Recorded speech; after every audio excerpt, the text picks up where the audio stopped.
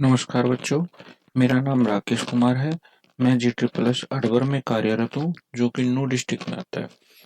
बच्चों, आज हम पढ़ेंगे 9th क्लास का विज्ञान का पाठ, हमारे आस पास के पदार्थ। पाठ का नाम है हमारे आस पास के पदार्थ, मैटर अराउंड अस। बच्चों, इसमें आज हम क्या क्या चीजें सीखेंगे। सबसे पहले बात करेंगे पदार्थों की अवस्थाओं के बारे में। फिर हम बात करेंगे ठोस, तरल और गैस के बीच क्या अंतर होते हैं। तो चलिए हम अपना पाठ शुरू करते हैं। तो इसमें बच्चों आप एक वीडियो दिखा रहे हैं। इसमें आप देखेंगे कि कांच का गिलास है, पानी है और हवा है। ये सभी क्या है? ये सभी वस्तुएं, जो हम पानी का गिलास ले रहे हैं, कांच का गिलास बना हुआ है, पानी है, हवा है, ये सभी आपको यहाँ वीडियो में दिखाई दे रही हैं। आपने आसपास में आपने देखा भी होगा। ये सभी वस्तुएं क्या हैं?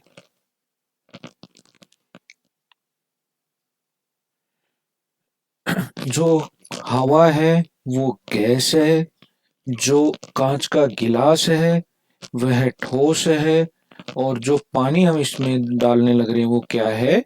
गैस है। ये हमने इस वीडियो में देखा है। तो चलिए अब हम बात करते हैं पदार्थ की अवस्थाओं के बारे में। तो ये सभी चीजें जो हमने ठोस, तरल और गैस की बात की, ये क्या है? हमारे पदार्थ की अवस्थाएं। तो हम सबसे पहले बात करते हैं अब ठोस अवस्था के बारे में।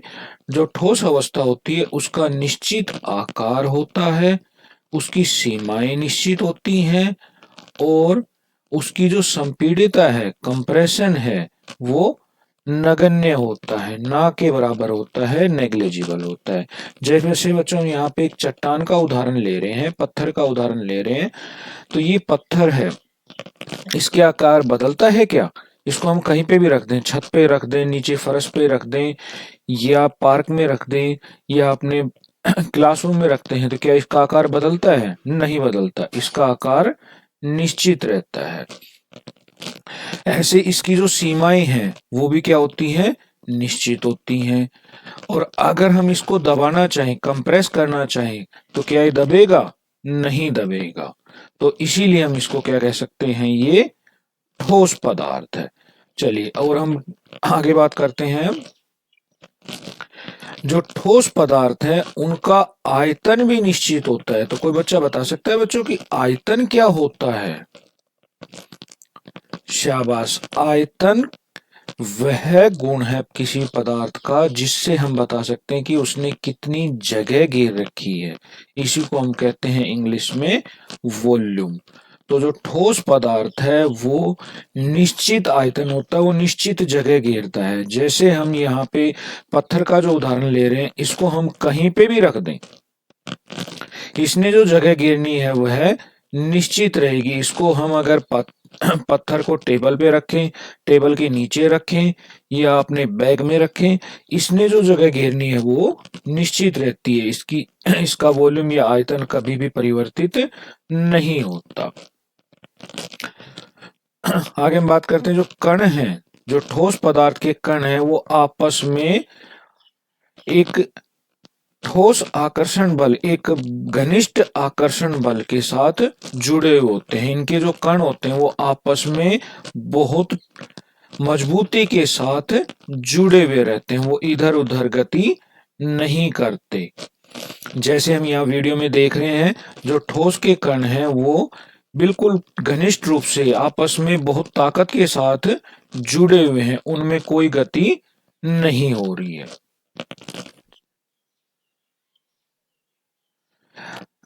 अब हम बात करते हैं ठोस पदार्थों के उदाहरण के बारे में। तो आपके सामने बच्चों ये ईंट का हमने उदाहरण लिया है। बताओ बच्चों, क्या ये ईंट ठोस है? हाँ, ये ठोस है। कैसे बता सकते हैं? तो जो अभी हमने इनके ठोस पदार्थों के गुणों के बारे में बात की, वो उससे हम इसको एक्सप्लेन करते हैं, वर्णन करते हैं कि ये पदार्थ हमारा जो है सामने ईंट जो रखी हुई है ये ठोस है। कैसे? सबसे पहली चीज तो इसका जो आयतन होता है, जो इसने जगह घेरी हुई है, वो निश्चित रहता है। इसका आकार भी परिवर्तित नहीं होता। इसके कण भी आपस में एक दूसरे के साथ मजबूती से जुड़े हुए हैं। इसको कहीं पे भी रख दो, इसका आकार परिवर्तित नहीं होता। इसके आधार पर हम कह सकते हैं कि जो हमारी ईंट है ये ठोस है। ऐसे ही हम पेंसिल की बात करें पेंसिल भी क्या है, एक ठोस पदार्थ है। कैसे, इसका आकार भी निश्चित है, यह निश्चित जगह भी घेरती है, इसकी सीमाएं भी निश्चित हैं, और इसको हम कहीं पे भी रख दें इसका आकार परिवर्तित नहीं होता। इन गुणों के आधार पर हम कह सकते हैं पेंसिल जो हमारी वो क्या है, ठोस है। ऐसे ही हमारा जो स्कूल बैग है, क्या वो भी ठोस है? हाँ, यह भी ठोस है। कैसे? वही गुण जो हमें अब बात कर रहे हैं कि इसका आकार क्या है, कभी परिवर्तित नहीं होता। इसके पदार्थों की संपीड्यता है वो भी नगण्य है। इसको हम कहीं पे भी रख दें इसका आकार परिवर्तित नहीं होता। इसकी सीमाएं भी निश्चित रहती हैं। तो इन गुणों के आधार पर हम बता सकते हैं बच्चों, जो हमारा स्कूल बैग है वो भी क्या है, एक ठोस पदार्थ है। चलिए अगला उदाहरण लेते हैं हम बर्तनों का। अपने किचन में बर्तन देखे होंगे बच्चों, क्या वो ठोस है? हाँ, वो भी ठोस पदार्थ है। इसको हम कैसे कहेंगे कि ठोस पदार्थ है? जैसा हमने अभी वर्णन किया, इन्हीं गुणों के आधार पर हम बता सकते हैं। जैसे इसका आकार भी परिवर्तित नहीं होता, इनकी सीमाएं भी निश्चित हैं, इसको हम कहीं पे भी रख दें ये उतनी ही जगह घेरता है, मतलब इसका आयतन भी निश्चित होता है। और इनकी जो संपीड्यता, इनको अगर हम दबाने की कोशिश करते हैं तो ये आसानी से नहीं दबते। इनकी संपीड्यता जो कंप्रेशन है वो नगण्य है। तो इन गुणों पे आधार पर बच्चों हम किसी भी पदार्थ के बारे में बता सकते हैं कि यह ठोस है या इसकी अवस्था कुछ और है। ऐसे ही हम एक क्वेश्चन देखते हैं बच्चों, जो हमने यहाँ पे 4 उदाहरण लिए हुए हैं, इनमें से कौन से पदार्थ ठोस हैं? एक स्पंज का उदाहरण है, एक रबड़ बैंड है, एक लस्सी है और एक पेट्रोल है। इनमें से कौन से पदार्थ ठोस हैं? स्पंज और रबड़ बैंड। कैसे हैं ये ठोस? जो हमारा स्पंज है, इसको हम कुछ मात्रा में दबा तो सकते हैं, लेकिन इसका जो आयतन है वो भी निश्चित होता है। इसीलिए हमने जो इसकी बात की कंप्रेशन की, वो क्या है, नगण्य है। कुछ मात्रा में हम इसको बल लगा के दबा तो सकते हैं, लेकिन हम पूरी तरीके से इसको नहीं दबा पाते। आगे हम बात करेंगे द्रव्य और गैस में, उनके कंपैरिजन में इसका जो कंप्रेशन है वो नगण्य है। इसका जो आकार है वो निश्चित रहता है। जब इसका ऊपर से हम बल हटा लेते हैं तो इसका आकार भी उसी आकार में आ जाता है जिस आकार में ये रहता है। इसकी सीमाएं भी निश्चित हैं, और ये जो इसको कहीं पे भी रख दो ये अपनी उतनी ही जगह घेरेगा जितना इसका आयतन है। तो इसके आधार पर हम बता सकते हैं बच्चों, स्पंज हमारा क्या है, एक ठोस पदार्थ है। ऐसे ही हमने दूसरा लिया रबड़ बैंड। रबड़ बैंड है, इसको हम बल लगा के खींच तो सकते हैं, इसका आकार में बल लगाने पे परिवर्तन कर सकते हैं, लेकिन अपने आप में इसमें परिवर्तन नहीं होता। तो इसकी जो सीमाएं हैं वो भी निश्चित होती हैं, इसका जो आयतन है वह भी निश्चित होता है। तो इन्हीं गुणों के आधार पर हम बच्चों कह सकते हैं कि जो हमारा रबड़ बैंड है वो क्या है, एक ठोस पदार्थ है। चलिए अब हम बात करते हैं द्रव्य अवस्था की। अभी हमने बात की थी ठोस अवस्था की, अब हम बात करते हैं द्रव्य अवस्था की। जो द्रव्य अवस्था है बच्चों, उनका आकार निश्चित नहीं होता। जैसे हम यहाँ पे पानी का उदाहरण लें, तो पानी को अगर हम गिलास में रखते हैं तो गिलास के आकार का हो जाता है, कटोरी में डाल देते हैं तो वह कटोरी के आकार का हो जाता है। तो इन गुणों के आधार पर हम कह सकते हैं कि जो द्रव्य है उसका आकार निश्चित नहीं होता। यही चीज हमने यहाँ पे वीडियो के माध्यम से हम आपके सामने दर्शा रहे हैं कि जो ठोस है उसके कणों फिक्स जगह पे रहते हैं, एक निश्चित जगह पे रहते हैं, लेकिन जो द्रव्य है इसके कण जिस भी बर्तन में हम डालते हैं उसके आकार के हिसाब से परिवर्तित हो जाते हैं।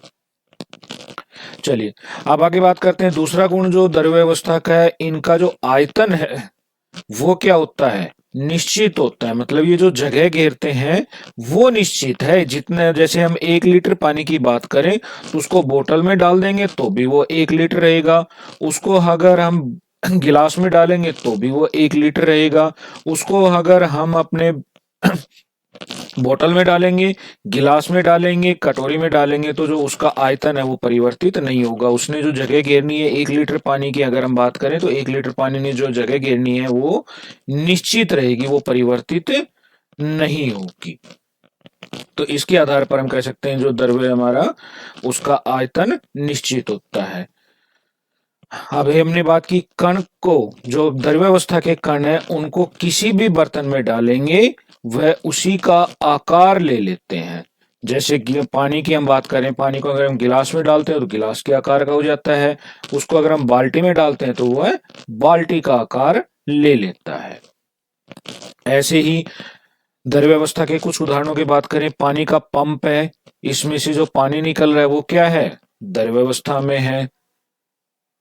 खाने का तेल है, वह भी क्या है, द्रव्यावस्था में है। कैसे कह सकते हैं द्रव्यावस्था में है कि इन दोनों को हम जिस भी बर्तन में डालेंगे ये उसी का आकार ले लेते हैं। इनका जो आयतन है वो भी निश्चित होता है, लेकिन इनका जो आकार है वो परिवर्तित हो रहा है यहाँ पे। ऐसे ही जो खांसी की दवाई है, कफ सिरप, जब हमें खांसी होती है तो हमारे मम्मी पापा जो हमें दवाई देते हैं वो भी क्या है, द्रव्यावस्था में। कैसे, जब वो दवाई बोतल के अंदर है तो बोतल के आकार की है, अगर हम उसको चम्मच में डाल देते हैं तो वह चम्मच का आकार ले लेती है।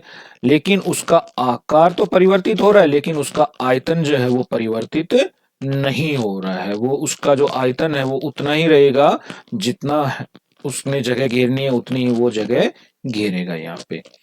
ऐसे ही जो हमारा खून है, जब हम डॉक्टर के पास जाते हैं तो हमारे टेस्टिंग करता है, तो जो डॉक्टर खून निकालते हैं चेकिंग करने के लिए, वो एक बोतल के अंदर या एक वॉल के अंदर डाल देते हैं। तो उसमें भी जो द्रव्य हमारा रक्त है वो किस अवस्था में है, द्रव्य अवस्था में रहता है। जब वो बोतल हमारी शरीर के अंदर है तो शरीर के आकार का है, और जब वो रक्त हमारी किसी बोतल के अंदर वो डॉक्टर डाल देता है तो वो डॉक्टर का उसके बोतल का आकार ले लेता है। ऐसे ही जो हमारे हैंड सैनिटाइजर हैं वो भी क्या है, द्रव्य अवस्था में रहते हैं, क्योंकि उनका आयतन तो निश्चित है लेकिन आकार जगह के हिसाब से या बर्तन के हिसाब से परिवर्तित हो जाता है। ये जिस भी बर्तन में हम इसको डालते हैं वह उसी आकार को ले लेता है। अब हम बात करते हैं इनके आयतन की या सघनता के बारे में, डेंसिटी के बारे में। तो बच्चों आपने देखा होगा ठोस और द्रव्य की तुलना का अगर हम करते हैं तो किसकी कौन अधिक सघन होता है, शाबाश, ठोस अधिक सघन होता है, जबकि जो द्रव्य है उसकी सघनता कम होती है। ऐसे ही अगर मैं आपसे पूछूं बेटा, मेरे पास एक बोतल में पानी है और एक पत्थर का टुकड़ा है, दोनों का अगर हम वजन करते हैं तो किसका वजन ज्यादा लगेगा हमें, या कौन अधिक सघन होगा, पत्थर का टुकड़ा अधिक सघन होगा। क्यों, क्योंकि वह ठोस है, पानी की सघनता कम होगी। चलिए आगे बात करते हैं अब हम गैस अवस्था की। अभी हमने बात की ठोस और द्रव्य की, अब हम बात करते हैं गैस अवस्था की। जो गैस होती है उसका आकार निश्चित नहीं होता, उस गैस को जिस भी बर्तन में हम डालते हैं उस बर्तन की सभी जगह को वो घेर लेता है। जैसे अगर हम बात करें एलपीजी गैस जो हम घरों में यूज करते हैं, वो एलपीजी सिलेंडर के अंदर भी उतनी जगह घेरेगा, उसको अगर हम दूसरे बर्तन में डालें तो वो उस बर्तन की जगह को घेर लेता है। तो उसका निश्चित आकार नहीं होता, कोई भी गैस हो उसका आकार परिवर्तित होता रहता है, उसका आकार निश्चित नहीं होता। ना ही गैस का आयतन निश्चित होता है, गैस जो है उसका आयतन, वो जो जगह घेरती है वो भी निश्चित नहीं है। जैसे मान लो एलपीजी गैस सिलेंडर है हमारा, उसके अंदर मैं कहूं कि मेरे पास 1 लीटर गैस है, तो उसी गैस को मैं आधा लीटर के बर्तन में भी डाल सकता हूं, उसी गैस को मैं 5 लीटर के बर्तन में भी डाल सकता हूं, और वो उस बर्तन की सभी जगह को घेर लेता है। तो इसलिए इसका आयतन जो होता है वो किस पे निर्भर करता है, गैस का आयतन बर्तन के ऊपर निर्भर करता है। जिस भी बर्तन में, जिस भी वेसल में हमने उसको डाल रखा है उसके हिसाब से उसका आयतन परिवर्तित हो जाता है। तो गैस का अपना आयतन नहीं होता, हम ये कहते हैं कि जो बर्तन है वो आयतन ही किसका हो जाता है, गैस का आयतन हो जाता है वो। चलिए आगे बात करते हैं, गैस की जो कण है वह स्वतंत्र रूप से चलते हैं, वो स्वतंत्र रूप से इधर उधर भागते रहते हैं और वो किसी भी स्थान को भरने के लिए फैल जाते हैं। जिसकी हम बात कर रहे थे कि गैस का आयतन निश्चित नहीं होता, वही चीज यहाँ पे हम फिर से रिपीट कर रहे हैं कि जो गैस के कण है वो स्वतंत्र रूप से इधर उधर चलते हैं, इसी कारण वो किसी भी बर्तन में जहां भी उसको रखा जाता है उसकी पूरी जगह को फैल कर भर देते हैं। जैसा कि यहाँ इस वीडियो में भी हम यहाँ दर्शा रहे हैं कि गैस के जो कण हैं वो फैलकर पूरे बर्तन को भर देते हैं। गैस की कणों की जो गति होती है वो अनियमित और अत्यधिक तीव्र होती है, मतलब हम अंदाजा भी नहीं लगा पाते, उतनी स्पीड से गैस उस बर्तन में, जिस भी बर्तन में उसको डाल रहे हैं, उसकी पूरी जगह को घेर लेता है। क्यों घेर लेता है? कि जो गैस के कण है वो, उनकी जो गति है वो बहुत ज्यादा होती है और वो अनियमित होती है, वो इधर उधर भागते रहते हैं। ये हम नहीं कह सकते कि गैस के कण जो हैं वो गति कर रहे हैं, वो इसी दिशा में जाएंगे, वो अनियमित होते हैं, उनकी कोई दिशा नहीं होती, वो इधर उधर ऐसे रेंडमली भागते रहते हैं। और उनकी जो गति होती है वो भी क्या होती है? बहुत ज्यादा तीव्र होती है, बहुत फास्टली मूव करते हैं वो। चलिए अब हम इनके उदाहरणों की बात करते हैं। हीलियम गैस का जो सिलेंडर है उसके अंदर जो गैस भरी हुई है उसको हम कैसे कहेंगे कि ये गैस है? इनके गुणों के आधार पर। किन गुणों के आधार पर?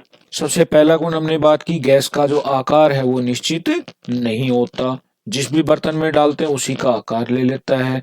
दूसरा, इनका जो आयतन है वह भी निश्चित नहीं है। गैस का, हीलियम गैस का जो सिलेंडर है उसमें जो हीलियम गैस भरी हुई है उसको अगर हम गुब्बारे के अंदर डालते हैं तो गुब्बारे की जगह को घेर लेता है, तो गुब्बारे जैसा हो जाता है, तो आकार भी परिवर्तित हो गया और इनका आयतन भी परिवर्तित हो जाता है। ऐसे ही हम बात करें भाप की। एक गर्म चाय का कप है, उससे जो भाप निकल रही है वो भी क्या है? गैसीय अवस्था में है। क्यों? क्योंकि ना ही इसका आकार निश्चित है, ना ही इसका आयतन निश्चित है। ऐसे ही जब वेल्डिंग करते हैं तो उसमें जो गैस यूज इस्तेमाल की जाती है वो कौन सी होती है? आर्गन गैस होती है। वो भी क्या है? गैसीय अवस्था में होती है। तो ये बात की बच्चों आज हमने ठोस, द्रव्य और गैस की। तो इसमें हमने क्या क्या चीजें सीखी बच्चों? कि सबसे पहले हमने बात की ठोस क्या होते हैं, जिनके आधार पर कौन कौन से गुण होते हैं ठोस के, जिसके आधार पर हम कह सकते हैं कि यह पदार्थ हमारा ठोस है। सबसे पहला गुण, उसका आकार जो है वो निश्चित होता है, उसका आयतन भी निश्चित होता है, उसके कण जो है वो आपस में एक दूसरे के साथ घनिष्ठता से जुड़े हुए होते हैं। दूसरी बात की फिर हमने तरल की। तरल का आकार तो आकार निश्चित नहीं होता, लेकिन उनका आयतन निश्चित होता है और उसके कण जो है पात्र का आकार ले लेते हैं। ऐसे हमने फिर बात की गैस की। गैस के कणों का ना आकार निश्चित होता है, ना ही आयतन निश्चित होता है, और ये कण स्वतंत्र रूप से इधर उधर चलते रहते हैं और इनकी गति क्या होती है? बहुत ज्यादा होती है। और इनकी अगर सघनता की बात करें तो सबसे अधिक सघन कौन सा है होता है? ठोस। उसके बाद सघनता की बात करें तो तरल, और सबसे कम सघन कौन सा होता है? गैस। ऐसे संपीड़न क्रम मतलब इनको दबाने की क्रम जो है, इनको कितने दबाया जा सकता है, तो सबसे अधिक संपीड़ितता होती है गैस की, फिर तरल की, और सबसे कम ठोस की सघनता होती है। तो बच्चों आशा करता हूं जो आज हमने वीडियो में सीखा वो आपको समझ में आया होगा। इसी के आधार पर आज हम कुछ क्वेश्चंस सोल्व करेंगे जो हमारी पुस्तक में पेज संख्या 6 में दिए हुए हैं। पदार्थ की विभिन्न अवस्थाओं के गुणों में अंतर लिखिए। दूसरा प्रश्न है, गैस बर्तन की दीवारों पर दबाव डालती है, क्यों? और तीसरा प्रश्न है, लकड़ी की मेज ठोस है, क्यों? तो चलिए हम सबसे पहला प्रश्न हल करते हैं।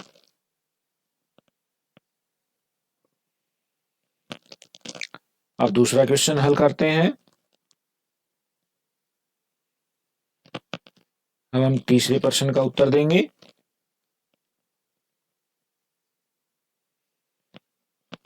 धन्यवाद। आशा करता हूँ आपको ये वीडियो अच्छे से समझ में आई होगी और ये आपके लिए बेनिफिशियल रहेगी, फायदेमंद रहेगी।